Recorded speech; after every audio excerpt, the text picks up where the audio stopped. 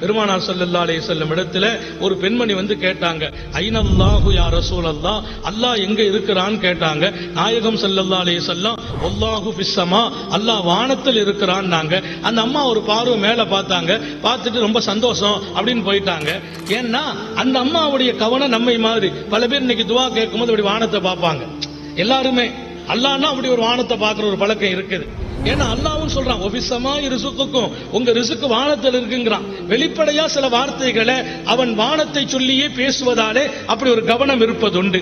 சஹாபாக்கள் கேட்டாங்க, ஆன்மீகத்தினுடைய ஆசானை வாழ்க்கையாக கொண்ட அருமை தோழர்கள், அல்லாஹு பிஸ்ஸமா, நாயகமே வானத்தில் இருக்கான்னு சொல்லிட்டியல, உண்மையிலேயே வானத்தில் இருக்கிறானா?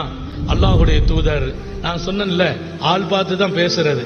அந்த அம்மா போன பின்னால சஹாபாக்கள்ட்ட சொன்னாங்க, வல்லாஹு ஃபீ குலூபி இபாதிஹில் மூமினீன், அல்லாஹ் மூமின்களுடைய கல்பில் இருக்கிறான்.